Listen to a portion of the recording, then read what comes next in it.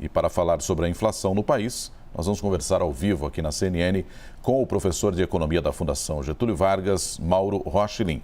Como vai, professor? Bom dia, obrigado por atender a CNN.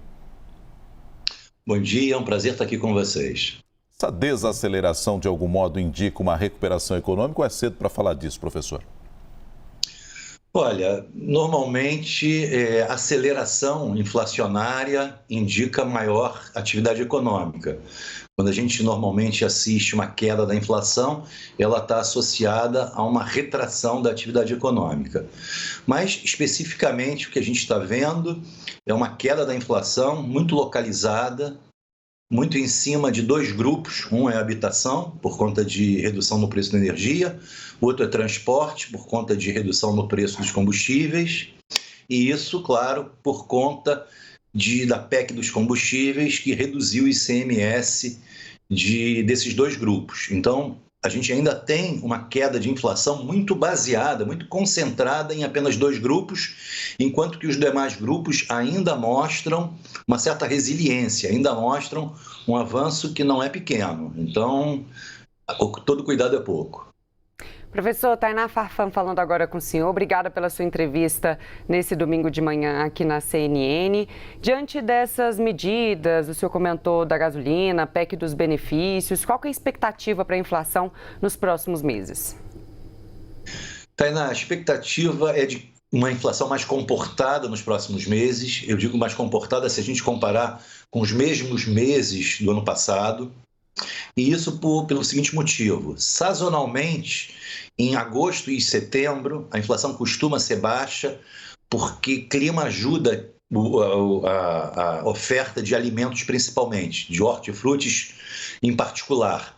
Eu digo isso porque estamos num período em que as secas não são pronunciadas, a gente não tem problemas com relação à seca, também não tem problemas com relação a inundações, a enchentes, a chuvas muito que castiguem muito as colheitas. Então, sazonalmente, a gente assiste o mês de agosto e o mês de setembro registrarem números melhores. Isso também deve acontecer esse ano, a despeito do número ruim do grupo alimentação em julho.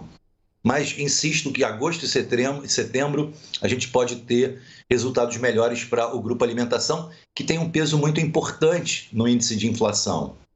Então, vamos lá, eu acho que a gente vai ter um certo refresco nesses próximos 2 meses, mas a questão é saber se dali para frente a coisa vai andar também, vai continuar andando muito bem. Mas isso vai depender muito de dólar e vai depender muito de preço de commodities. A se ver ainda. O nosso analista Gustavo Uribe participa conosco também dessa entrevista, professor. Uribe. Bom dia, professor. Obrigado pela entrevista. O senhor estava falando do grupo alimentação, que é uma grande preocupação que tem resistido a cair. O senhor disse, inclusive, agora nesse movimento sazonal agora da possibilidade de diminuição. O senhor avalia que com o aumento do Auxílio Brasil para R$600 para um grande público e também agora com esse cenário de queda do desemprego, isso pode frear um pouco a queda do grupo alimentação pela maior demanda? Uribe, eu acredito que talvez não agora, imediatamente, agosto e setembro. Mas sim, concordo que esse Auxílio Brasil vai impactar a demanda dessa população que recebe o auxílio. Não é pouca gente, são 18 milhões de famílias. Eu acho que isso vai ter um impacto que a gente tem que considerar como relevante para pensar a inflação para o final do ano. Então, o que você está chamando a atenção, acho que de fato é muito importante. Tem peso, impacta a demanda e, impactando a demanda, pode impactar preços. Ano passado, né, professor, a gente teve a inflação fechando o ano em 10,06%, que ficou bem acima, né, do teto da meta, que era 5,25%. A gente segue tendo um cenário inflacionário também muito ruim pelo mundo como um todo. Até que ponto essa inflação aqui no Brasil também vem nesse cenário? E até que ponto são problemas pontuais que nós poderíamos resolver por aqui mesmo? Ou nós acabamos sendo engolidos pelo cenário externo? Olha, em parte eu acho que a gente está afetado pelo cenário externo, sem dúvida nenhuma. A alta do preço do petróleo, e chama atenção para o fato de que o petróleo é uma commodity estratégica no sentido de compor várias cadeias produtivas, né? O petróleo está presente em várias redes de produção. Então, a possibilidade da alta do petróleo se desdobrar em alta de vários produtos, de preço de vários produtos, é muito factível, é muito real. De toda maneira, a gente vai depender muito de como o preço do petróleo vai se comportar daqui para frente. Isso é um fator externo. Você me perguntou se a gente podia desvincular uma coisa da outra. Eu acho que não vai dar para desvincular do que acontece no mundo das commodities. Se as commodities ficarem mais caras, isso vai ter impacto, sem dúvida nenhuma, na inflação no Brasil. Agora, há alguns fatores internos. Em particular, eu acho que a política fiscal, a política de gasto público, ela pode pesar no que diz respeito à inflação. Como o Uribe chamou a atenção há pouco, esse Auxílio Brasil inflado, turbinado, vai impactar a demanda. E por aí eu posso dizer que a política de gasto público, que é essa que paga um Auxílio Brasil maior, vai impactar a inflação. Então, o que a gente tem aqui de doméstico como causa da inflação é exatamente a política fiscal. Talvez ela esteja um tanto quanto descalibrada para um país que busca fortemente conter a inflação. Aliás, se a gente olhar para a política de juros, para a política monetária, a gente vai ver que ela é muito virulenta, ela é muito forte. A gente tem hoje uma taxa Selic de 13,25% e essa política monetária não está sendo ajudada pela política fiscal. É um perigo. E esses benefícios da PEC dos benefícios também tem um prazo de validade, né? Se não me engano, 31 de dezembro desse ano. Professor, a inflação tem pesado no bolso do consumidor. A gente tem alguma previsão de quando a gente vai ter um alívio, começar a sentir um alívio? Olha, Tainá, quando a gente fala de queda da inflação, como aconteceu agora, no mês de julho, e como vai acontecer provavelmente em agosto, em setembro, a gente não está falando de queda de preços exatamente.